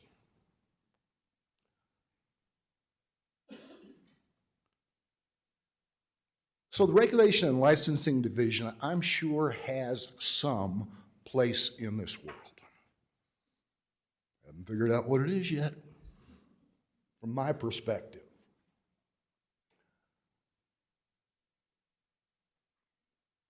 We're getting a little bit of performance, as I said. Commissioner DeVlieg Kilman is rattling trees. I'm out there kicking whatever I can on this. But generally, the Regulation and Licensing Division, according to statute, is to provide secretarial and bookkeeping support services. I'm already on record as having told them that if they worked for me and performed that way, I would fire them. We have a miserable IT department. Anecdote, I was helping Lou Tulga. How many of you know Lou? God bless him, he just turned 92. Has to renew his real estate license. And he's sharp.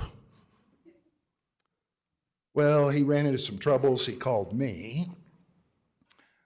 I called my daughter, who's worked for Kaplan for years. And she doesn't do that anymore. So I thought, you know, I'm just going to go ahead and step through this. So I logged on to the RLD website as required, submitted my credentials, and the only response I got was, there's more than one license associated with this email address. Please contact staff. I don't have 2 days, Bubba. Because when you contact staff today, you're contacting a recording that says they'll get back to you within 2 days. Just seems odd. Next slide, please. Here's how we got here. The legislature in 1959 created the New Mexico Real Estate Commission. The Regulation and Licensing Department was created in the mid-1980s. So if there's anybody that ought to be acting like a scolding parent, it's the Real Estate Commission. New Mexico Real Estate Commission enforces 6129, our licensing statute, and the associated rules.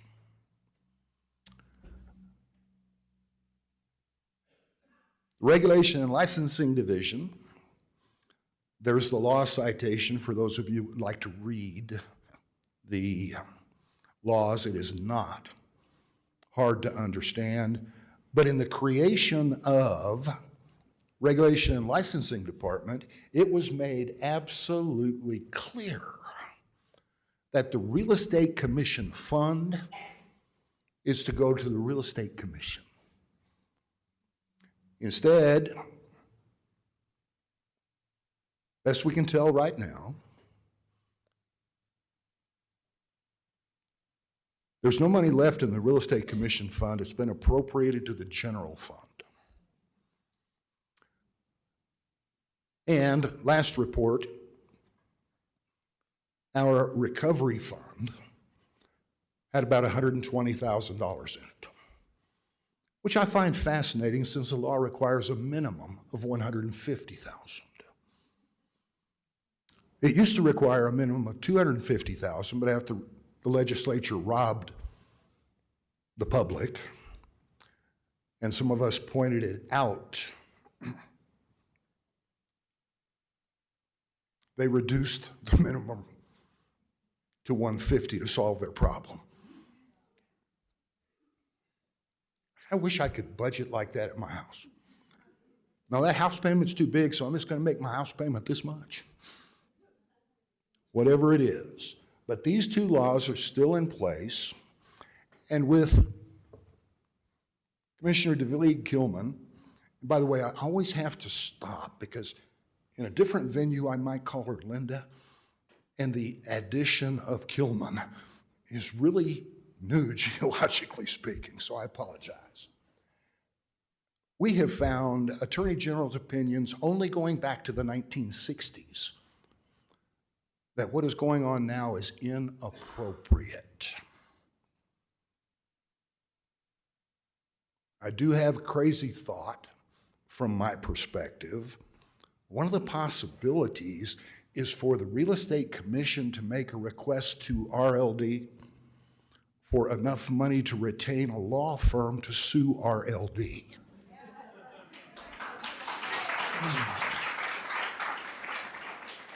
I'm sorry to enjoy that thought too much. Next slide, please. So these are the mission statements. And I want you to know the Real Estate Commission is working as hard as they can to improve our education and professionalism, et cetera. They are being stonewalled by RLD. We don't have the staff to do that. And that last line in the RLD mission statement on the right side, to me, is one of the best jokes I've heard in weeks, as far as actually carrying it out. I don't know about you, but I think all licensees are constituents of the Regulation and Licensing Department. We have as many licensees as the Cannabis Division does. And guess who's going to get a whole boatload of money this legislative session? That was rhetorical. Next slide, please. So 9-1, New Mexico statutes annotated on the left-hand side. This is the definition of administratively attached in our New Mexico law. That law has not been amended. That law has not been supplanted. It's just simply been ignored. And the RLD is now telling the Real Estate Commission, no, you can't do that. We don't have enough staff. I think there's some very necessary rules changes. And the Real Estate Commission has been working on those. But so far, RLD is apparently unable to provide a clean copy of the rules so they can begin their red line process. That's really interesting to me since I could provide that copy in about 45 minutes. If I gave it to my daughter, she could do it in 20. On the right-hand side are the things the Real Estate Commission does. And I'll tell you what's suffering today is enforcement. We used to have 3 full-time investigators for the New Mexico Real Estate Commission. Now I think they've rearranged the chairs so that we have at least 1 with a sum total of experience of nearly 2 months as an investigator.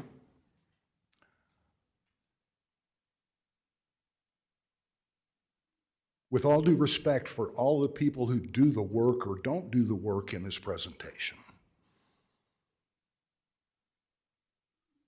it's not them personally. This is a business decision.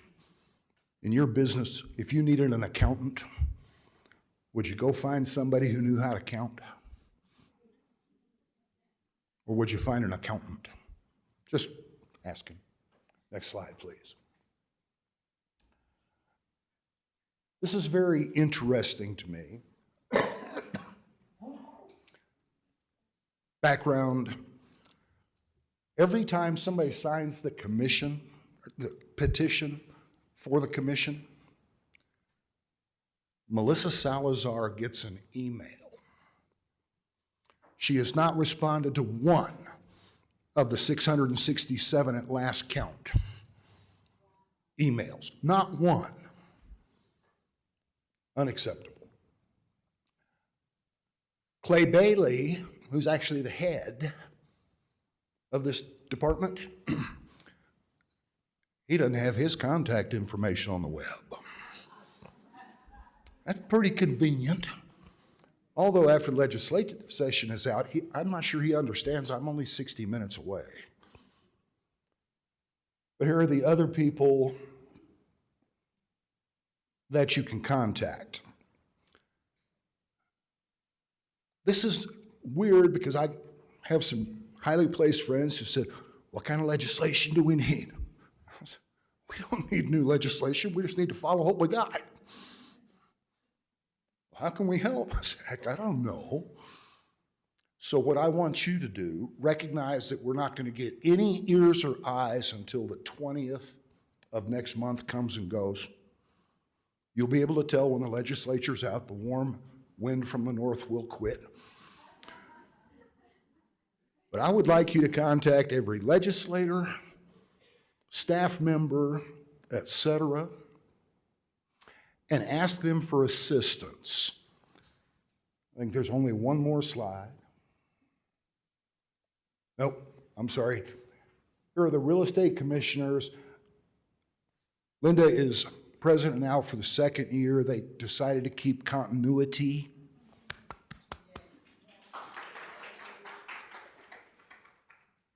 She will answer a question if you've got them. These people do an awful lot of work, and I feel obligated to give you a very concise understanding. In a typical year, each of these real estate commissioners is going to earn $180 for the whole year. That's almost $1 an hour for the first month. Next slide, please. I gave you this in the beginning. The Realtor organization locally has been tremendous at getting this word out. I've spoken with many other folks on the state level who have promised that they will begin to help trying to get that done. But please reach out to Inmar, etc. Hopefully the last slide is your QR code. Rah-rah. So also links on the GAAR blog, etc. I've got a few paper copies. Vicki, I promised you one of those, so I've got that. There will be a request at the end of the petition for a donation.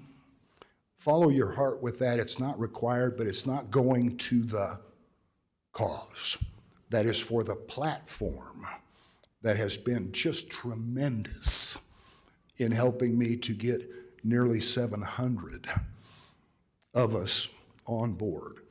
So what do I ask of you? I ask you to have all of your associates sign the petition so that when we get to whatever level at the governor's office I'm able to arrive at, that we have a robust, 1,000 signatures should get somebody's attention. We'll see.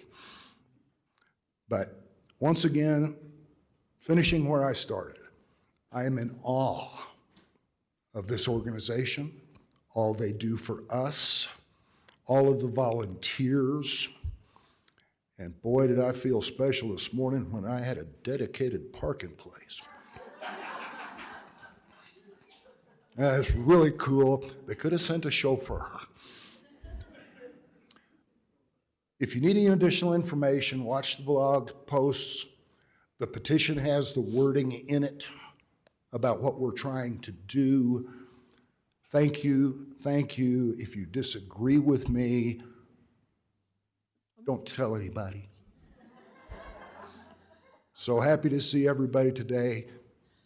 I'm done. Bill.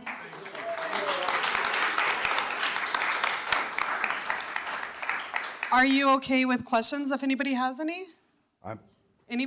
Does anyone have any questions? All right, I'm going to come with the microphone. I'm going to come back here in just a second.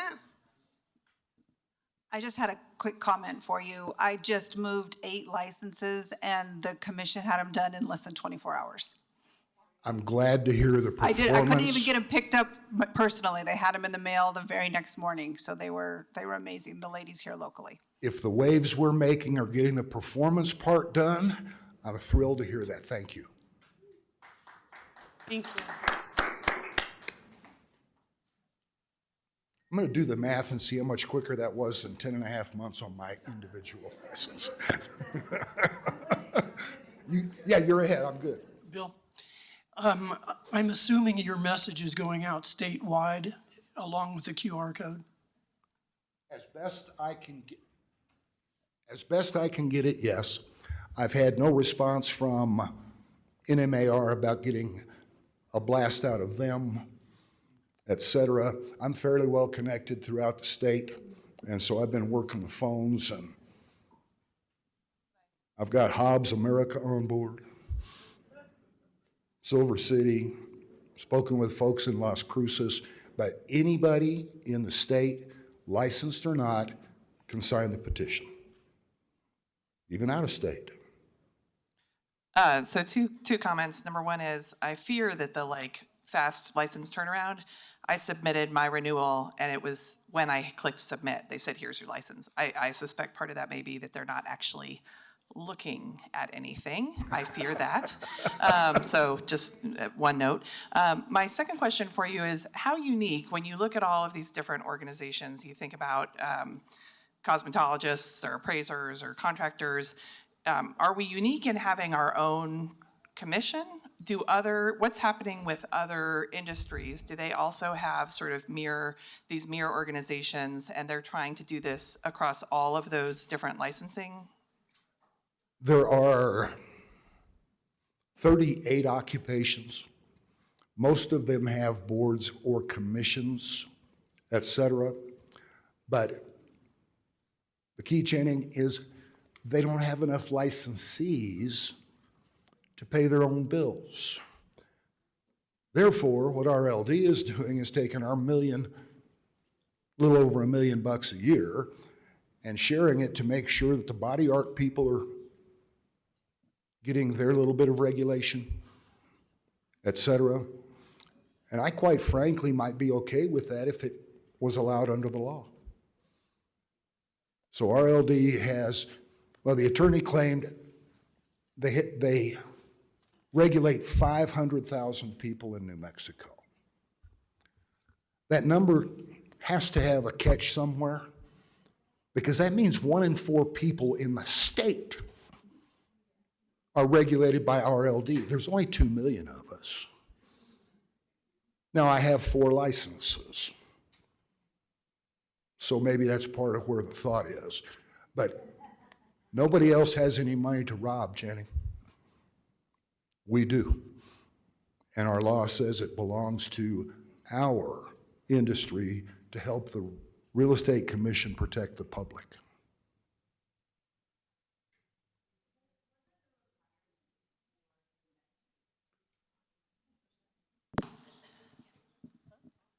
What are the requirements for the people investigating when there's a complaint? I'm going to allow you to ask that of the State Personnel Department. In the past, there had to be a law enforcement background. About 10 years ago, we got the requirements that there be some real estate knowledge. And Mr. Carter, I hope everybody stays around to listen to him this afternoon, did about a decade's worth of work on the investigators. But apparently, again, no disrespect to the people involved in this equation. Apparently, our latest investigative hire passed the criminal background check and knew how to find 5500 San Antonio Northeast to show up for work.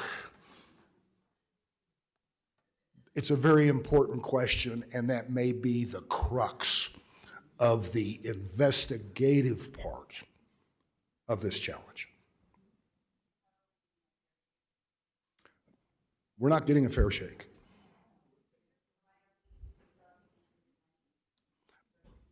And I'm sorry, I'm having trouble hearing. Sorry. Is there any monetary thing that we could do so we actually get something done there?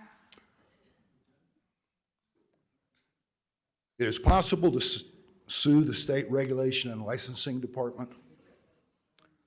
I don't think that's necessary.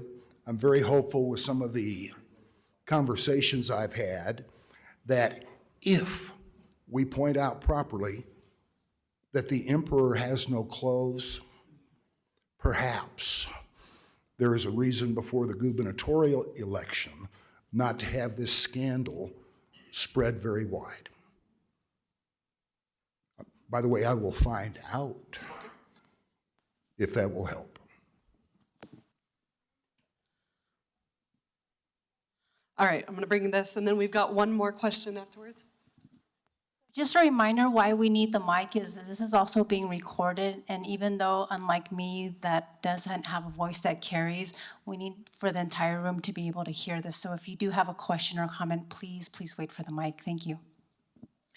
Hi, I had two thoughts. One, I wanted to let you know that Mr. Latham's working really hard, but they are having automatic approvals when it comes to licensure. So if something's getting immediately approved, Mr. Latham will be reviewing, making sure your education is there and everything's appropriate.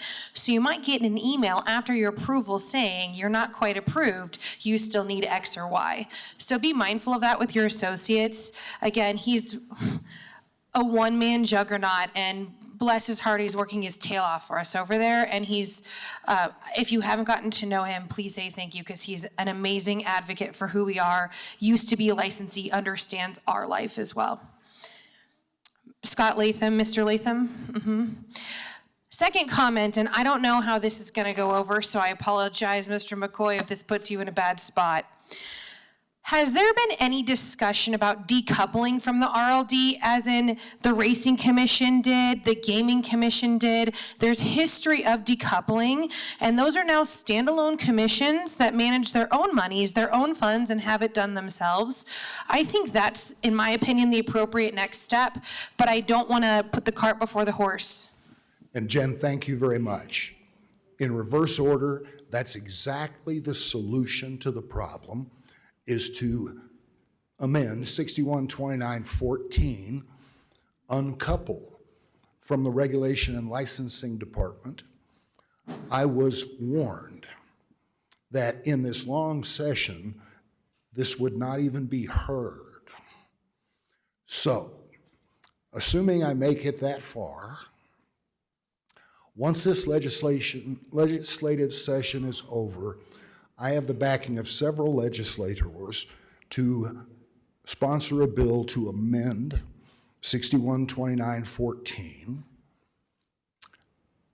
Depending upon who our next governor is, they may not look kindly at that, but do understand the issue is we are their piggy bank, and there is going to be some severe pushback. But I'm not offended. Thank you, Jen, for your comment. That is the perfect way to solve this.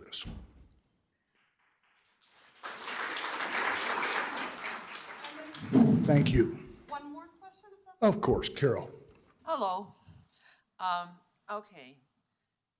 You are the authority because you've read all this stuff and I haven't.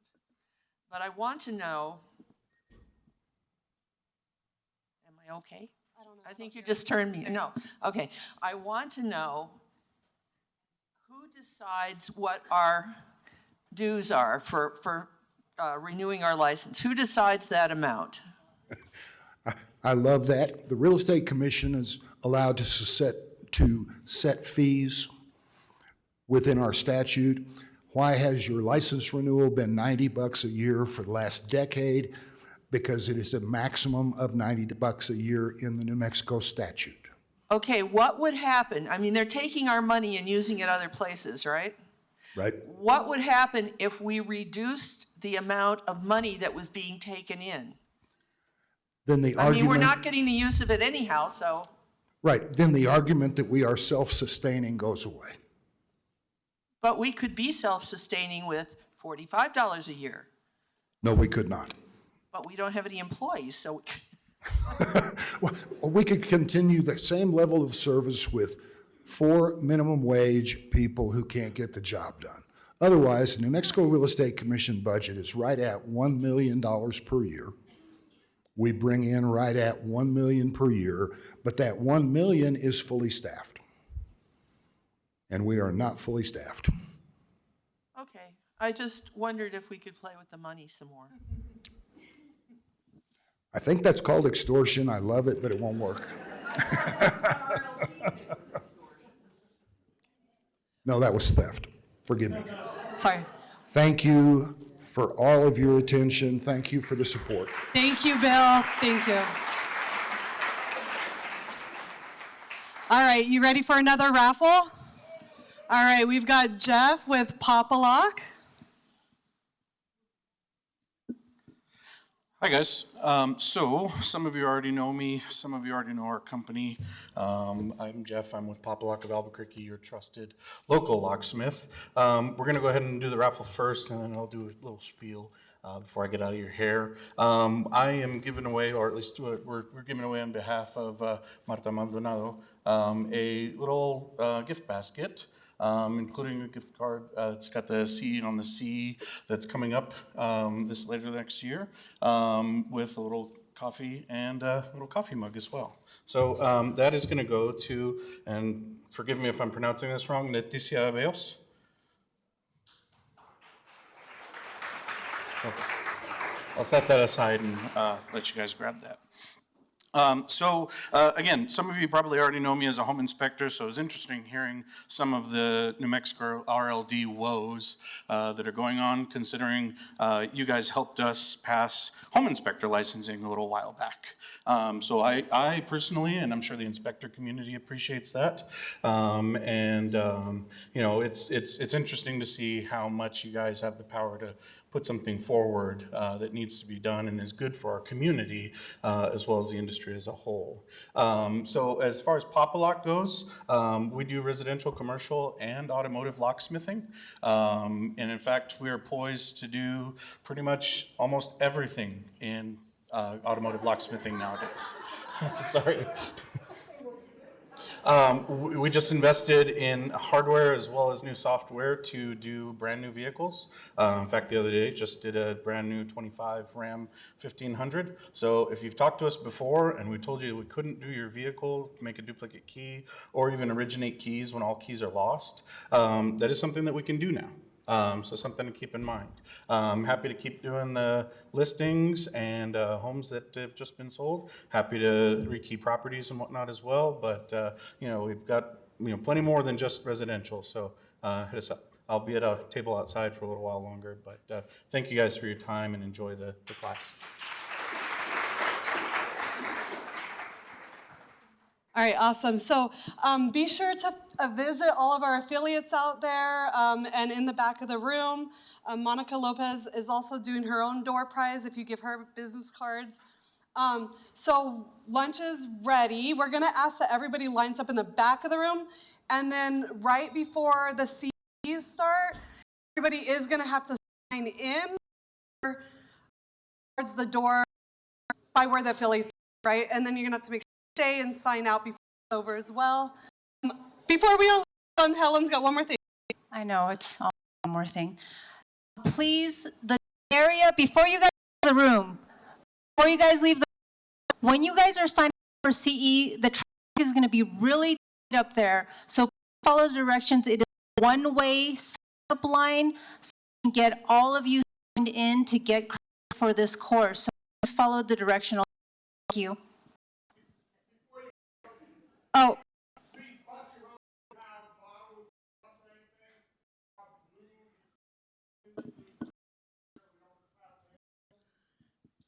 All right. And